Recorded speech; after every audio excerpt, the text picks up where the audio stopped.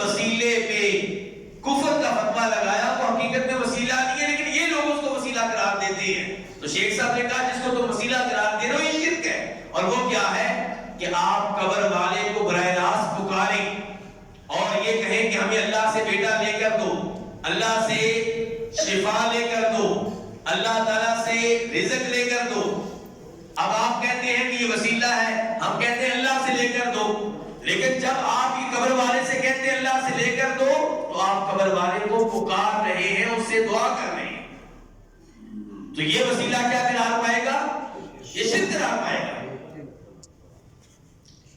اس کے بعد چھٹے نمبر پہ یہ بات ذہن میں رکھنی چاہیے کہ شیخ صاحب کے مخالفین نے خود شیخ صاحب کو کافر قرار دیا، ان کے پیروکاروں کو کافر قرار دیا اور ان کے ساتھ لڑائی کرنے میں پہل کی۔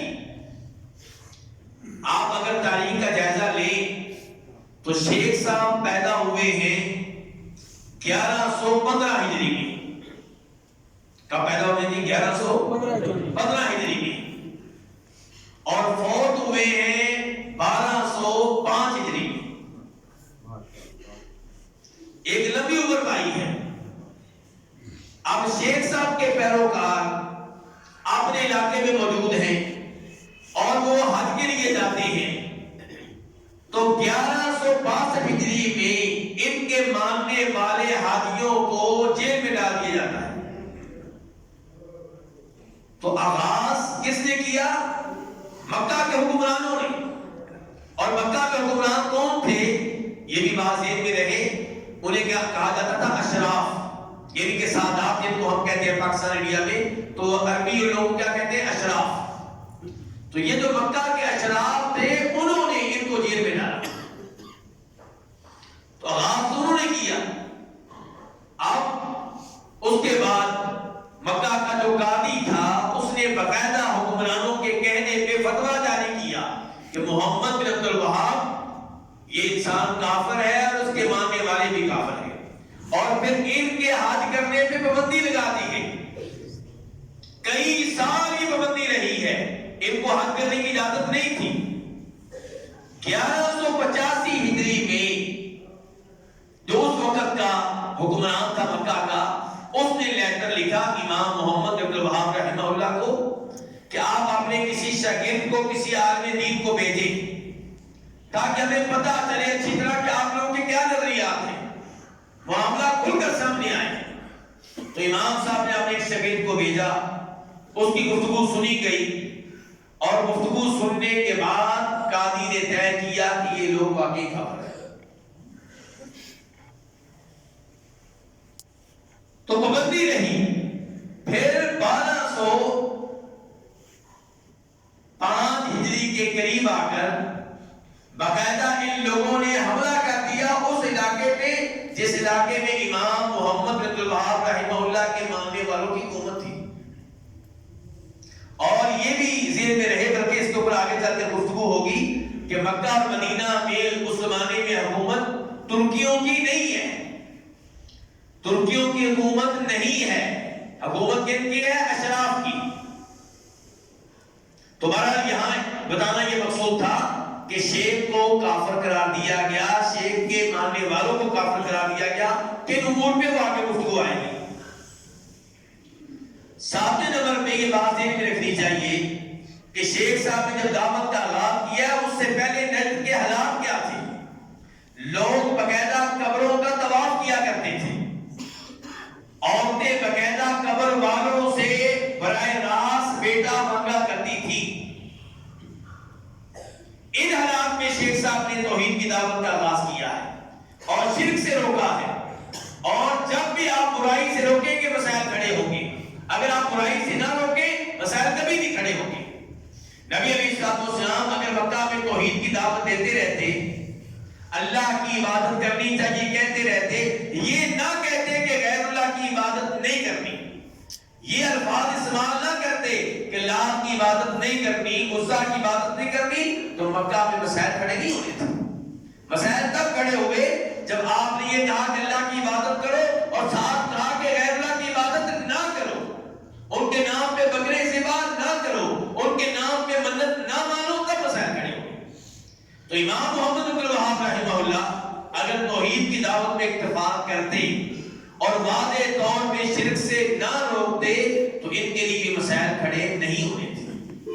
مسائل تب کھڑے ہوئے جب انہوں نے توحید کی دعوت دی اور شرک سے واضح طور پہ منع کیا کہ یہ حرکت جو تم قبروں پہ کر رہے ہو یہ شرک ہے۔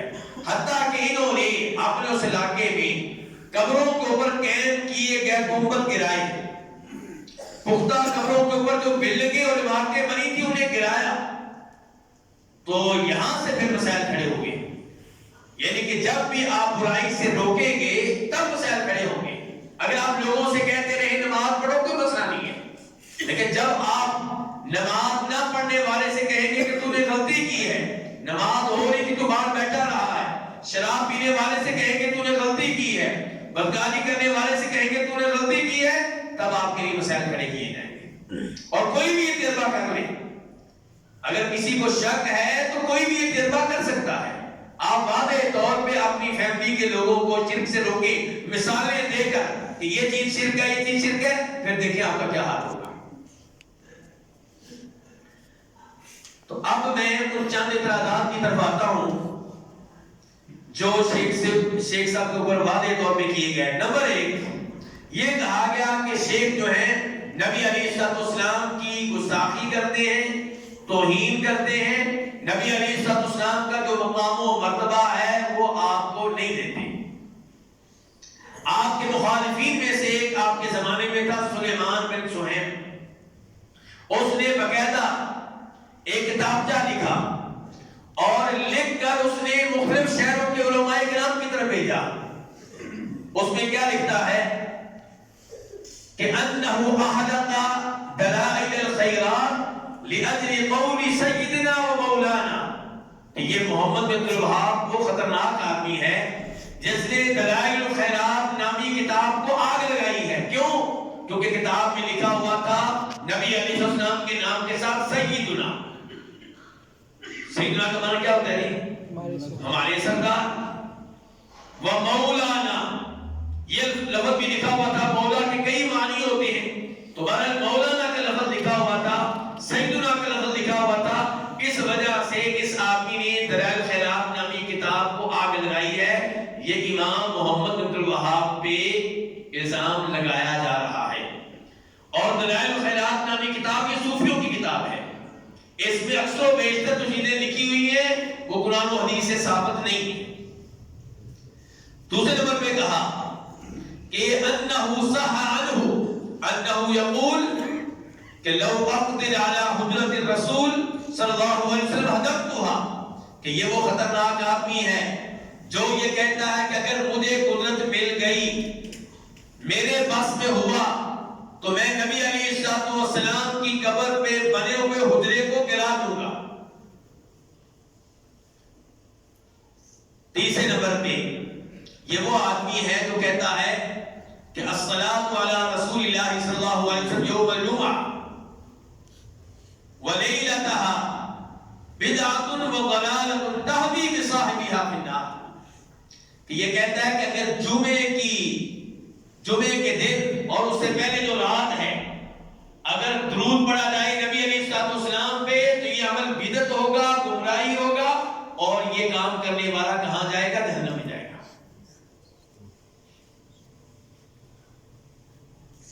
اب آتے ہیں شیخ صاحب کی طرف، ان کا موقف کیا ہے اس مسئلے میں؟ تو شیخ صاحب نبی علیہ السلام کے بارے میں کیا موقف رکھتے ہیں؟ ان کے دل میں نبی علیہ السلام کا کیا مقام و مرتبہ ہے؟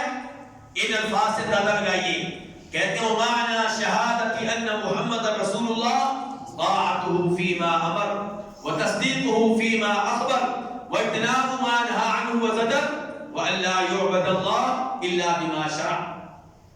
ان کے ہاں نبی علیہ السلام کا مقام و مرتبہ یہ ہے کہ جو بھی حکم آپ نے دیا وہ ماننا ضروری ہے، جو بھی آرڈر آپ نے دیا اسے تسلیم کرنا ضروری ہے، اور جو بھی آپ نے بات بتائی ہے ماضی کی یا مستقبل کی اس میں آپ کی تصدیق کرنا، آپ میں ایمان لانا، آپ کی باتوں کو درست جاننا، یہ فرض، واجب اور ضروری اور لازمی ہے۔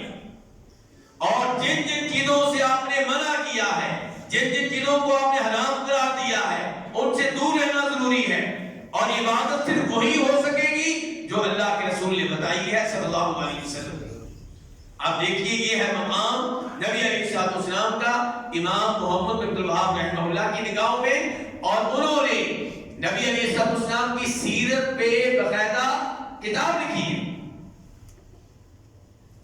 ایک اور مقام میں کہتے ہیں امام محمد بن عبد الوہاب رحمہ اللہ، فرسول اللہ محمد صلی اللہ علیہ وسلم هو سید الشفعاء، کہ نبی علیہ السلام روز قیامت شفاعت کرنے والوں میں سب کے سردار ہوں گے، سب کے امام ہوں گے، وصاحب المقام المحمود، اور آپ ہی وہ ہیں جنہیں مقام محمود پہ فائز کیا جائے گا۔ وآدم فمن دونه تحت لوائه، آدم علیہ السلام اور بعد میں آنے والے سب کے سب آپ کے جھنڈے کے نیچے کھڑے ہوں گے۔